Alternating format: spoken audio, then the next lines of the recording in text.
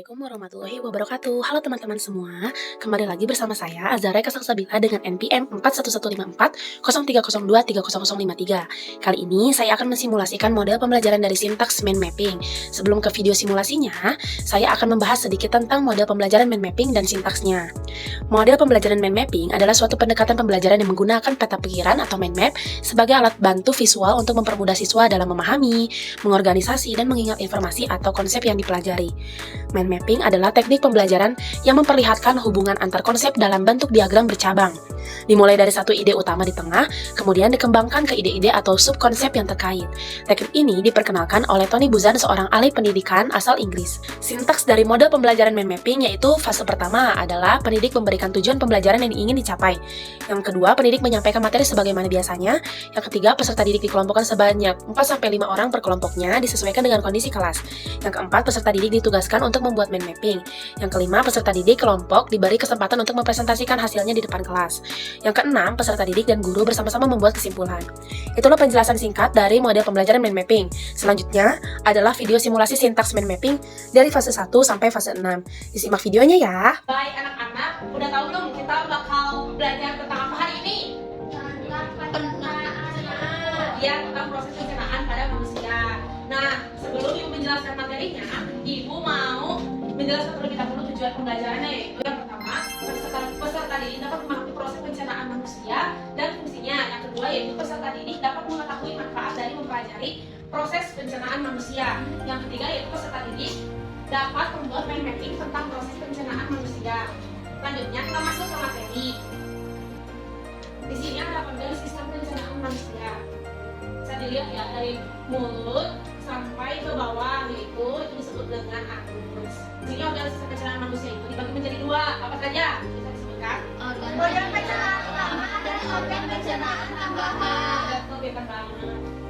Selanjutnya yaitu organ sistem pencernaan manusia. Yang pertama ada organ pencernaan utama. Utama ini terdiri dari apa aja? Mulut, kerongkongan, lambung, usus besar, dan Terus anus. kalau tambahannya apa? Hati, kandungan badan, dan pankreas.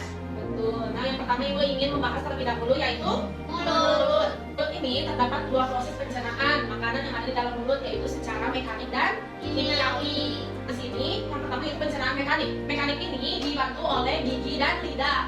Gigi berfungsi untuk memotong, merobek, dan mengunyah makanan menjadi potongan yang lebih kecil agar mudah dicerna. Selanjutnya yaitu lidah. Lidah ini untuk menelan, mendorong, dan memindahkan makanan ke bagian belakang mulut. Nah, di sini tuh dibantu oleh kelenjar ludah. Ada yang tahu nggak lidah ini memiliki fungsi untuk rasanya, yaitu ada 4. Apa saja? Ya betul. Jadi yang pertama itu yang di ujung lidah kita yang paling depan ini yaitu untuk mengecap rasa manis. Yang kedua yaitu asin. Yang ketiga yaitu rasa asam, dan yang terakhir yaitu rasa pahit. Dan itu Ibu menyebutkan yaitu ada kelenjar ludah. Kelenjar ludah itu masuknya ke proses pencernaan kimiawi yang dibantu oleh 3 enzim, yaitu enzim amilase, lipase, sama lisozim. Amilase yaitu memecah karbohidrat dan pati menjadi gula sederhana, sedangkan lipase yaitu berfungsi untuk memecah protein menjadi asam lemak dan memecah lemak jadi asam lemak dan gliserol, dan yang terakhir yaitu lisozim sebagai antibakteri. Nah, selanjutnya yaitu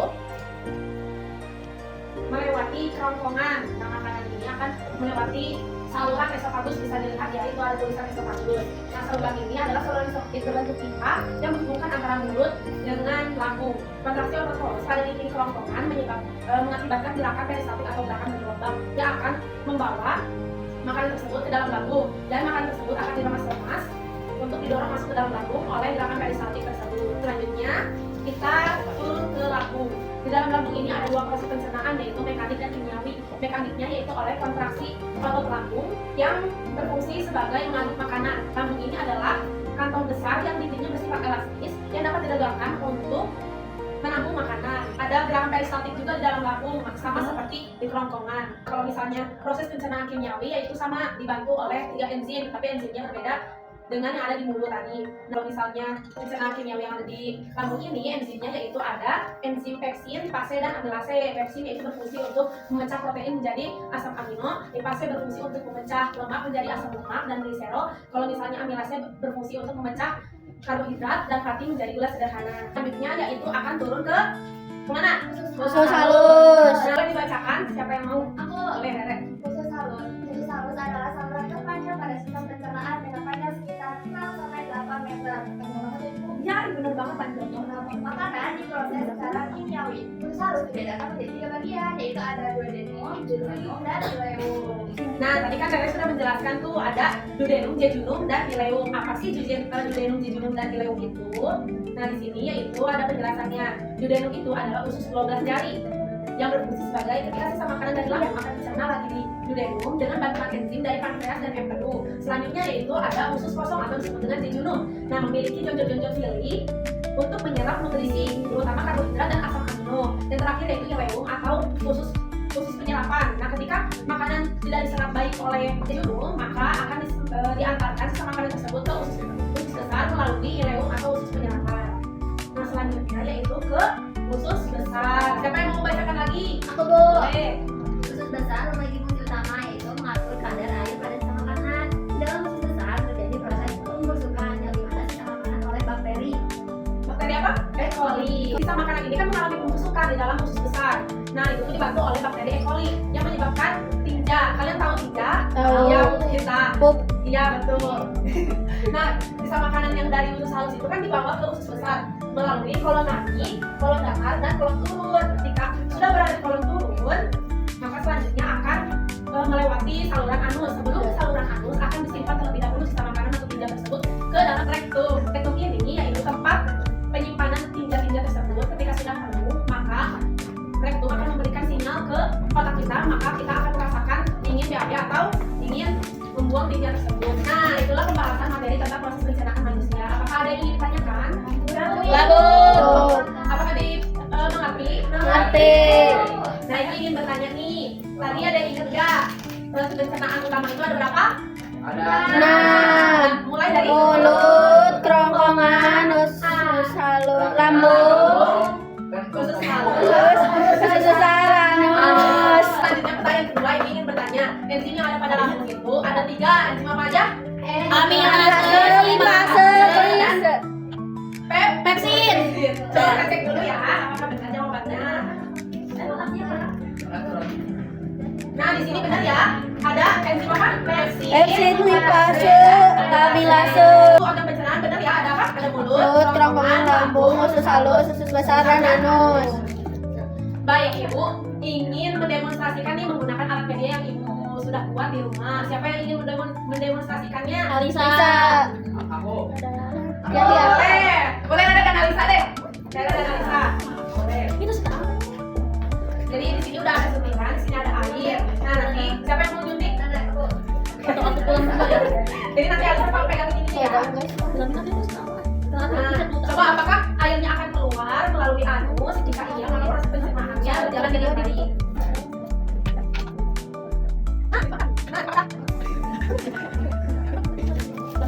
Nah, keluar ya. Yeay. Baik, terima kasih Alisa dan Rere sudah membantu Ibu untuk mendemonstrasikannya. Nah, terima kasih ya kepada Rere dan Alisa. Coba kita beri aplaus. Yeay. Selanjutnya Ibu ingin membantu kelompok ini. Di sini sudah ada 25 siswa. Satu kelompoknya yaitu berisi 5 siswa. Nah, barisan pertama yaitu kelompok 1, barisan kedua kelompok 2, barisan ketiga kelompok 3, barisan keempat kelompok 4, barisan kelima kelompok 5. Ibu bagikan dulu LKPD-nya ya kan? Ya, Bu. Baik, nanti kelompok yang sudah beres duluan boleh dipresentasikan ke depan ya. Jadi disimak ya atau dibaca terlebih dahulu dengan teliti dan cermat agar kalian tidak kelewat. Nah, di sana kan ada soalnya yaitu membuat apa? Membuat mind mapping. Membuat mind mapping dari proses pencernaan manusia yang utama saja ya, tetapi harus berurutan dan sertakan juga fungsinya. Baik, kepada kelompok yang sudah boleh dipresentasikan hasilnya ya. Siapa yang sudah? Aku. Boleh. Satu orang ya. Ke depan. Baik, dibacakan ya hasilnya. Jadi kalau kita membuat mind mapping yang pertama itu ada mulut yang mana membuat makanan dikunyah dan dicampur dengan air liur yang mengandung enzim amilase untuk memulai kencernaan selanjutnya.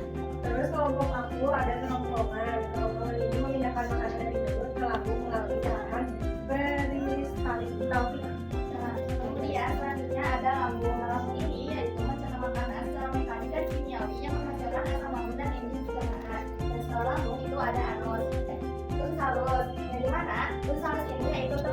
bagian besar deskripsi diserap ke dalam aliran belajar, guru harus terdiri dari 3 bagian, yaitu ada duduk, dan ileum.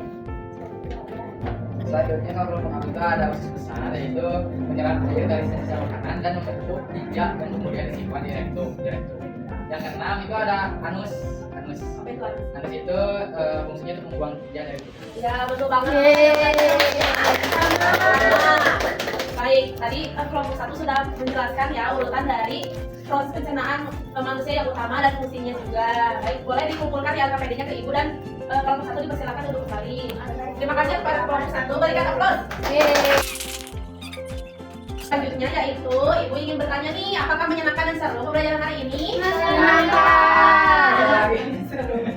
Nah, Ibu ingin menyimpulkan atau ada yang ingin menyimpulkan dari kalian? Ibu aja. Bareng-bareng ya? Ya. Oke, kita sudah belajar tentang apa hari ini? Pencernaan. Ya, dibagi berapa menjadi? 2. Satu. Organ pencernaan dan tambahan. Ya. Nah, utamanya ada apa aja? Ada mulut, kerongkongan, lambung, usus halus, usus besar, dan anus. Tambahannya? Ada hati, kantong empedu, dan pankreas. Nah, betul banget. Selain itu, kalian tadi sudah membuat apa? Mind mapping. Nah, intinya yaitu Fungsi dan organ pencernaan utama. ya betul banget. Terima kasih Alisa sudah menjawab. Selanjutnya, Ibu ingin bertanya apakah ada kendala atau kesulitan selama pembelajaran hari ini? Tidak. Tidak. Alhamdulillah, mudah-mudahan kalian bisa memanfaatkan ya ilmu yang sudah kalian dapatkan hari ini. Nah, Ibu ingin mengingatkan nih kalian kalau misalnya mengonsumsi makanan dan minuman jangan yang sembarangan, jangan jajan mulu atau jajanan yang pedas, yang terlalu asam, terlalu manis, itu tidak baik. Kita harus memakan makanan yang sehat seperti apa? Buah dan sayur. Ya betul banget. Ih, Azhara pintar banget. Terima kasih Azhara. Ibu ingin mengingatkan ke kalian minggu depan kalian akan belajar tentang apa? Sistem pernapasan. Manusia. Nah betul. Kalian diharapkan belajar terlebih dahulu ya, membaca buku paket kalian agar kalian mengetahui terlebih dahulu gitu materi yang akan dijelaskan oleh Ibu. Nah selanjutnya sebelum pulang alangkah baiknya kita berdoa terlebih dahulu kepada ketua kelas. Dipersilakan Azan. Ya Bu, baik. Sebelum kita pulang, baiknya kita berdoa dahulu. Berdoa dimulai. Berdoa selesai, siap beri salam. Assalamualaikum warahmatullahi